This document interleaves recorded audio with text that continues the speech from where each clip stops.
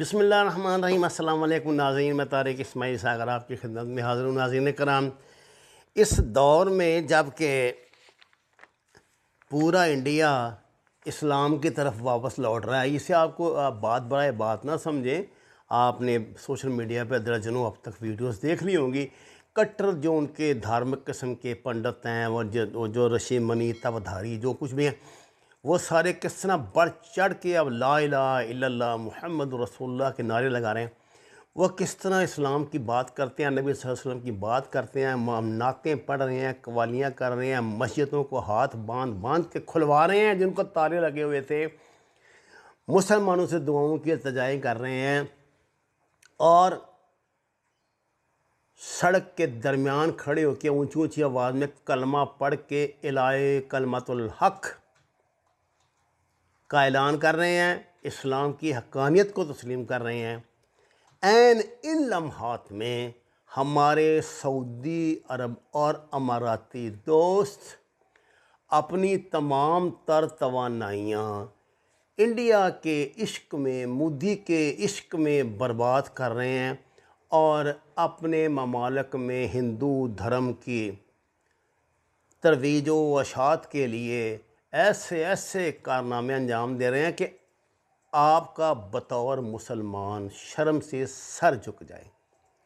दुनिया में और भी मुस्लिम ममालिक हैं, उनके इंडिया के साथ पाकिस्तान से बहुत अच्छे ताल्लुकात हैं, लेकिन जो कुछ इन ज़ालिमों ने किया है, जो जो काम ये कर रहे हैं, खुदा की पनाह, ये पता नहीं इंडिया से कितनी और किस तरह की दोस्ती करना चाहते हैं। मैंने आपको पहले अमारात में बनने वाले दुनिया के सबसे बड़े मंदिर के हवाले से एक मेरे ख्याल एक या दो डॉक्यूमेंट्रीज बनाई हैं और आपको बताया है कि वहाँ इन्होंने कितना बड़ा एहतमाम किया है।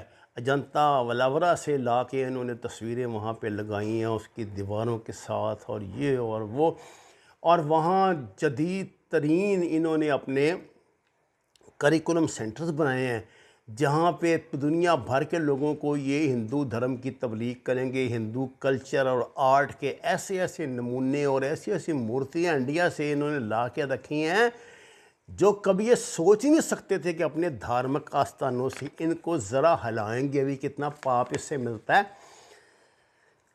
अब जब अमारात इस तरह बढ़ चढ़ के और आरती वहाँ पे उतारते हैं बाकायदा, इनकी ख़ास तौर से शहज़ादों को तो बड़ा ही शौक़ है विश कन्याओं से अपनी आरती उतरवाने का, तो उनकी आरती भी खैर से वहाँ उतरती है और भजन कीर्तन में वो हिस्सा भी लेते हैं, बल्कि राम भगत बन के वहाँ बैठते भी हैं और जय सिया राम के नारे बिल्कुल इसी तरह लगाते हैं जैसे कि हिंदू लगाते हैं। अब बात यह है कि अगर अमारात इतनी तेज़ी से इश्क हिंदुआना में इतना आगे बढ़ रहा था, तो शहज़ादा सलमान भी तो आखिर अपने आप को इतना बड़ा लिबरल लीडर दुनिया का बना के और सेकुलर लीडर बना के पेश करना चाहता, वो क्यों पीछे रहता? उसने तो साफ कमाल ही कर दिया। और आपको हैरत होगी कि सऊदी अरब ने अपने नेशनल करिकुलम में Ramayana, Mahabharata, yoga, Ayurveda, global Indian culture, इसकी प्रैक्टिसेस और इस सब को शामिल किया। रामायण आपको पता है हिंदुओं की मुक़द्दस किताब है। दूसरी इनकी किताब का नाम है गीता। गीता जो है बुनियादी तौर पे वो सरमन है उसके भगवान कृष्ण के, जिसमें वो कौरवों और पांडवों को आपस में लड़ाने के लिए,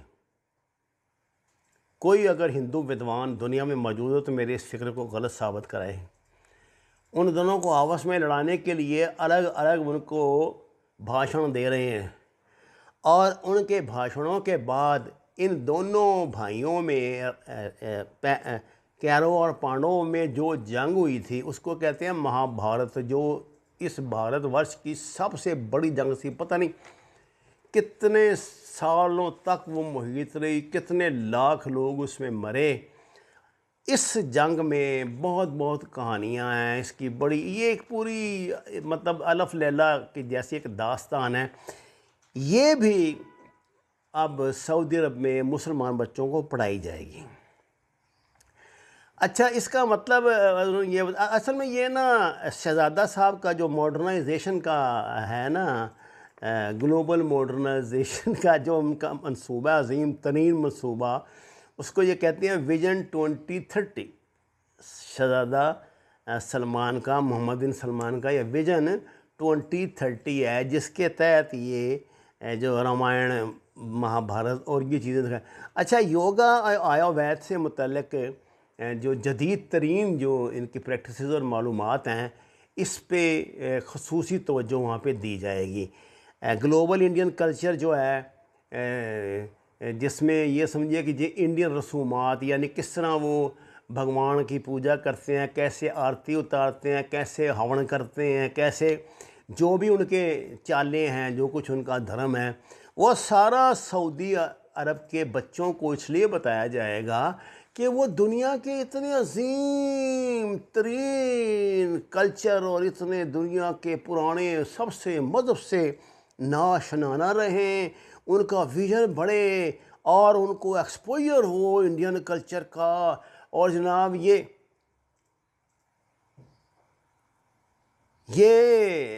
इब्तदा में तो जो जो नेशनल जो उनका करिकुलम, नेशनल करिकुलम के बच्चे हैं, उनको इब्तदा में तो रामायण गीता तो वो पढ़ाएंगे ही ना। इसके बाद फिर ये मैंडेटरी आ गया, अगर आप इसमें स्पेशलाइजेशन करना चाहते हैं तो आपको वो मौका भी दिया जाएगा, आप स्पेशलाइजेशन भी करें। और अगर तबीयत करे तो बेशक हिंदू भी बन जाएं, आपको भजन कीर्तन सिखाए जाएंगे, आपको भरतनाट्यम सिखाया जाएगा बच्चियों को।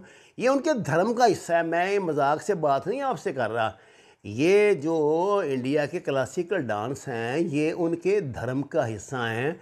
ये उनकी देवियां अपने भगवानों को, अपने देवताओं को मनाने के लिए, उनको प्रसन्न करने के लिए जो ये गाया करती थी। और इसमें बड़े, अगर आप कदीम मंदिरों में जाएं तो वहाँ आपको ना उनके एक टांग देवी, एक टांग जो डांसर ने उठा रखी है, खुला सा वो बहुत बड़ा घघरा पहना होता है, और उसके गले में बेशुमार जो वो जेवरात होते हैं, और एक टांग उसने उठाई हुई है, एक ख़ास अंदाज उसने ऐसे करके किया होगा, हाथों को ऐसे करके किया होगा, कुछ किया होगा। ये सब उनके कल्चर का, उनके धर्म का हिस्सा है।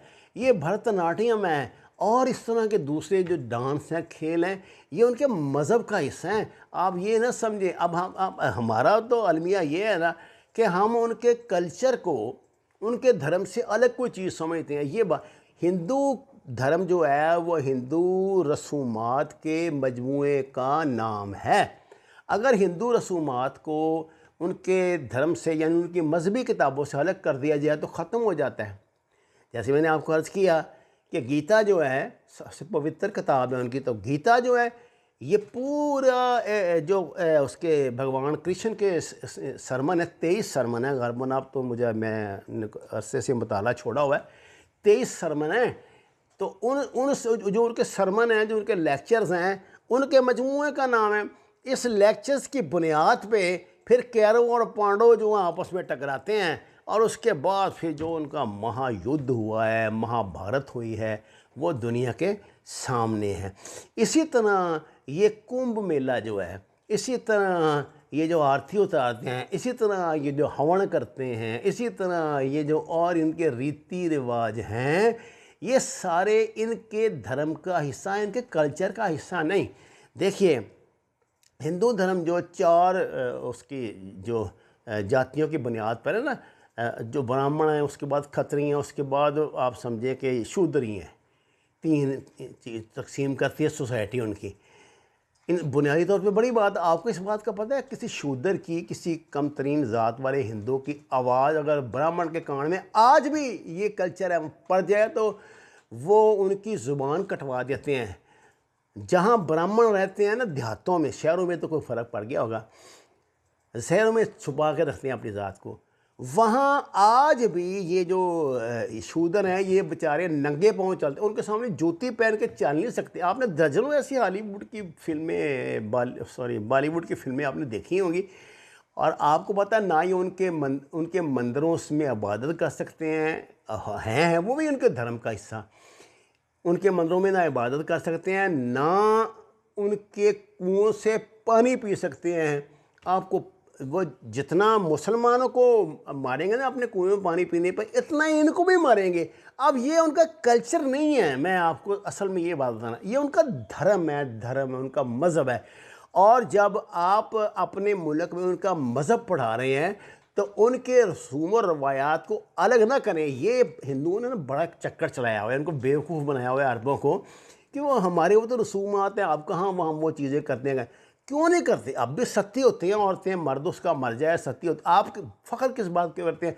फ़लाँ जो रानी थी जनाब, ये जो रानी पद्मावती थी, इसका क्या, ये 2000 अपनी जो महारानियाँ थी दूसरी, उनके साथ उसने हवन जलाया और उसमें छलांग लगा दी और सती हो गई। इस तरह जनाब वो फलाना राजा मरा था तो उसकी 22 रानियाँ उसके साथ जल के मर गई थी। ये लाजम था इनके लिए। अब ये उनको अपना कल्चर को कहते हैं कि नहीं, ये तो जहालत थी, जो आज का मॉडर्न है ना, ये बेवकूफ़ जो लोगों को बनाते हैं। लेकिन हैरत की बात ये है, RSS इसे पसंद नहीं करती। RSS उसी पुराने हिंदू धर्म पर ही अमल कर रही है। और अगर आपने पढ़ाना है ना, मेरा मशवरा अपने अरबी भाइयों को, तो फिर इनका पूरा ये धर्म पढ़ाएं। इसमें को मेरे जैसा फ़कीर ढूंढें जो आपको बताए और आपके बच्चों को बताए, ताकि फिर उनको असल हिंदुइज़्म का पता लगे और उनको ये पता लगे कि इस्लाम क्या है, इस्लाम की हक्कानियत क्या है, और क्यों अल्लाह का ये दीन दुनिया पे गालिब आ रहा है, क्यों हमारे और हिंदुओं के दरमियान इतना फ़र्क है, क्यों आज दुनिया भर के मजबूर, मायूस, नाकाम इंसान जो हैं वो इस्लाम की में पनाह ढूंढते हैं, क्यों मेरे आका व मौला नबी करीम सल्लल्लाहु अलैहि वसल्लम को रहमतल लिल आलमीन बनाकर दुनिया में भेजा गया था। फिर आपको समझ आएगी। वमा अलैना इल्लल बलागुल मुबीन। लेकिन आपने ऐसा करना नहीं है, मैं जानता हूँ। नाज़रीन करम, दरख्वास्त है कुरान और नमाज़ को तर्जुमे के साथ जानिए। हमारे चैनल को सब्सक्राइब करें, लाइक्स दें, सच के सफ़र में हमारे साथी बने। आपका बहुत शुक्रिया।